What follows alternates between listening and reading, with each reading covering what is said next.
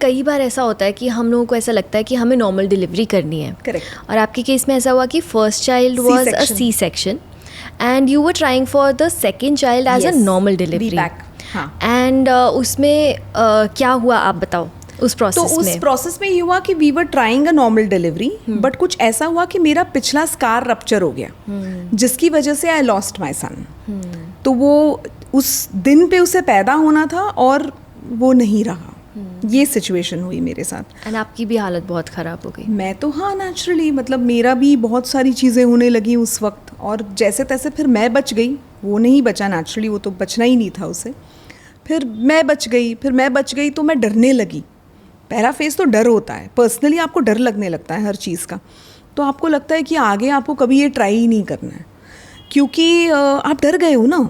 आप मौत को इतने करीब से देख चुके हो, तो आपको डर लगेगा और आपको हर बार वही चीज़ याद आएगी, वो दर्द, वो डर. तो इस चीज़ को कभी हमने फिर आगे ट्राई नहीं किया. हम लोग अपनी ज़िंदगी में आगे बढ़ गए. फिर कुछ कॉन्ट्रासेप्शन मेथड्स हम जो यूज़ करते हैं उसमें से I had opted for a copper T. और कुछ ऐसा हुआ कि I got pregnant with the copper T. तो ये भी मुझे पता नहीं था, ये हो नहीं सकता था. तो फिर जब हम चेकअप के लिए गए तो डॉक्टर ने कहा कि आपकी तो प्रेगनेंसी है. मैंने कहा तो कॉपर टी होता है. 99% केस में नहीं होता, देयर इज़ ऑलवेज 1% चांस. अच्छा, वो 1% ब्रैकेट में मैं हमेशा से रही हूँ. मैंने ये एक्सेप्ट कर लिया, क्योंकि जब डॉक्टर ने कहा कि 1% चांस में ये फेल होगा तो मेरा फेल हुआ था. 1% चांस में ये नहीं होगा तो मेरा हो गया था. तो मैं 1% ब्रैकेट में ही रही हूँ हमेशा. तो फिर बाद में मैंने सोचा कि ये चीज़ तो कुछ डिवाइन इंटरवेंशन है, मुझे ये चीज़ करनी ही करनी है. अच्छा, तो मैंने ये कितने सालों बाद की बात है? ये बहुत सालों बाद की बात है. दिस इज़ अबाउट शायद मेरी बेटी 12 या 13 साल की होगी. हाँ, 12 साल की थी आई थिंक. यस. तो ये तब की बात है. तो ये तब हुआ और फिर बाद में हमने इस चीज़ को एक्सेप्ट किया. फिर हम उससे आगे बढ़े, बट उसमें भी we had to go through a tragedy. My cervix opened and I had to deliver, and that was so painful क्योंकि ये 5th month में हुआ और I got admitted to the hospital. और मुझे 2 दिन तक वेट करना पड़ा, क्योंकि अब डॉक्टर ने कहा और कोई रास्ता नहीं है, आप इतने डायलेट हो चुके हैं कि मैं कुछ नहीं कर सकती इसमें, मैं आगे कुछ नहीं कर सकती. आपको बच्चे को डिलीवर करना पड़ेगा and he will not survive.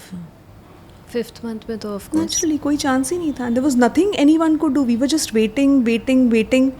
फिर हम 3rd डे पे डिलीवरी हुई and naturally the baby couldn't survive. Lungs ही नहीं बने थे, अब डेवलप ही नहीं कर सकते थे. तो ये भी हुआ. फिर मैंने कहा कि यार इतना, मतलब तुमने अपने आप से लड़ी. और मैंने कहा ये क्या है, मतलब 2 बार सज़ा दे रहे हो, ये तो बहुत बुरा है, ये तो मैंने मांगा भी नहीं था. मतलब ये तो सज़ा है. मैंने कहा अब ये सज़ा नहीं होगा, अब ये मैं सोच समझ के इसको करूँगी और मैं I will emerge a winner. चाहे जो भी होगा मैं इसको जीतूँगी. फिर जब मैंने अपनी बेटी से भी बात की, बिकॉज वो बड़ी है, अब उसने एक्सेप्ट नहीं किया. शी सेड कि नहीं, ये नहीं. फिर सोनल क्या होता है ना, आप हर बार बच्चों से पूछ के अपने फैसले नहीं ले सकते, चाहे वो बड़े हो गए हो. मैंने बच्चे के लिए किया, ये सब बातें ना, इसमें मैं बिलीव नहीं करती. आपको जो लगता है ना, आपको ये करना है. आपकी एक ज़िंदगी है, चाहे आप अग्री करो या नहीं करो किसी से, अगर आपको करना है ना तो आप कर लो. मैं तो यही कहूँगी, क्योंकि आप तो कर रहे हो, क्योंकि आपको करना है ना. आपके मन में वो बात नहीं रहनी चाहिए. तो मैं तो यही कहूँगी कि जितनी भी लेडीज़ हैं जो इस चीज़ से अगर गुजरती हैं या गुजर रही हैं, please have faith in your self. और मैंने ये लड़ाई अपने आप से लड़ी है और मैंने कहा कि नहीं, मैं इस चीज़ को करूँगी. वो मेरा एक वो बन गया लक्ष्य, मुझे ये करना है. फिर वो भी कोई राह मेरी आसान नहीं थी, वो भी मैं बता देती हूँ. फिर मैं जब प्रेग्नेंट हुई और डॉक्टर के यहाँ गई तो डॉक्टर ने कहा कि आपका तो केस ही ख़राब है, आप कुछ नहीं कर सकते ये सब. आप प्लीज़ सोचिए, और आपकी अब उस वक्त एज भी है, तो आप सोचो क्या करना है, कैसे करना है. फिर आपको 10,000 टेस्ट भी करने हैं, क्योंकि हो सकता है you will carry N abnormal child. बहुत लोगों ने बहुत सी चीज़ों से डराया. अच्छा, ऐसा होता है कि अगर एज बढ़ जाती है तो अबनॉर्मल चाइल्ड के चांसेस बढ़ जाते हैं आपके. तो you have to go through several tests. वो करते हैं आजकल, medical science is so advanced. तो मेरे भी वो टेस्ट हुए, जितने हो सकते हैं. अब इसके बाद भी किस्मत में जो होता है वो होता है. But I am just saying कि ये चीज़ें थी, उसके बावजूद हम आगे बढ़े. फिर मैं डॉक्टरों से मिलती रही. फिर मैं एक डॉक्टर से मिली, डॉक्टर सलोनी सूचक, हमारे घर के पास ही है. तो उन्होंने कहा देखिए आपका केस तो मैं नहीं ले पाऊँगी बट मेरे पिताजी ले सकते हैं, डॉक्टर नानावटी. तो डॉक्टर नानावटी के पास आप जाइए और उनको अपना केस एक्सप्लेन कीजिए. तो मैं वहाँ गई, मैंने उनको, तो बहुत ओल्ड डॉक्टर, और उन्होंने पेपर पेन लेके बैठे. उन्होंने कहा तुम अपनी हिस्ट्री बताओ. मैं बताती गई, वो लिखते गए, मैं बताती गई, वो लिखते गए. इसके बीच में भी कई किस्से थे, अब वो मैं क्या, तो वो जैसे उन्होंने लिखा, फिर उन्होंने कहा हो गया. मैंने कहा हाँ हो गया. तो वो बोले ठीक है अब तुम्हें क्या करना है. तो मैंने कहा अब मुझे आगे बढ़ना है. तो बोले अब आगे बढ़ना है तो अब मैं आपको रास्ता बताऊंगा, लेकिन आपको वही करना है जो मैं आपको बताऊंगा. अच्छा. तो मैंने कहा बस यही तो चाहिए था कि कोई रास्ता बताए. हाँ आप बताइए, मैं वो करूँगी.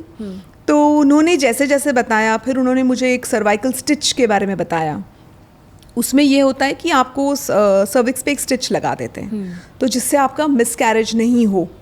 तो वो उन्होंने कहा कि वो करना है. फिर उन्होंने कहा कि लेकिन उसके बाद आपको बेड रेस्ट पे रहना है. मैंने कहा मैं वो भी नहीं कर सकती. तो मैंने तो अपनी सारी बातें बताई. मैंने कहा मैं ये नहीं कर सकती. फिर उन्होंने कहा ठीक है तुम ऑफिस जाओ, लेकिन तुम्हें रास्ते में वो नहीं होना चाहिए, स्पीड ब्रेकर वगैरह. मैंने कहा वो भी मुश्किल है. हाँ. अब वो अगर कुछ हो गया तो मैं क्या करूँगी. तो बोले फिर आप ऐसे ऐसे तकिए पे बैठो, ये वो. उन्होंने तो वो मतलब जो भी उन्होंने कहा तुम मानती ही नहीं हो. मैं तुमको कुछ कह रहा हूँ घर में रहो, तुम कह रही हो घर में नहीं रहूँगी. मैं कह रहा हूँ कि सेफली ट्रैवल करो, तुम कह रही हो वो भी मुश्किल है. तो ये क्या तरीका हुआ. मैंने कहा मैं तो अपनी प्रिकॉशन ले रही हूँ. अगर आप कह रहे हैं घर में रहो तो मैं घर में रहूँगी, लेकिन अगर कोई ऐसा दिन आया कि मुझे जाना पड़ा तो मैं क्या करूँगी फिर. तो फिर मुझे जाना पड़ेगा, तो मैं क्या उसमें प्रिकॉशन लेके जाऊँ. इसीलिए मैं पूछ रही थी. फिर उन्होंने कहा सीढ़ी मत चढ़ो. तो हमारे यहाँ तो सीढ़ी चढ़ना ही है आपको. तो मैंने कहा कि सीढ़ी नहीं चढ़ो मतलब मुझे तो सीढ़ियाँ भी चढ़नी है. बोल रहे हैं अरे माता तुमको सारे वो काम करने जो मैं मना कर रहा हूँ. तो मैंने कहा लेकिन आप फिर मुझे बताओ. तो उन्होंने मुझे सीढ़ी चढ़ने का तक तरीका बताया.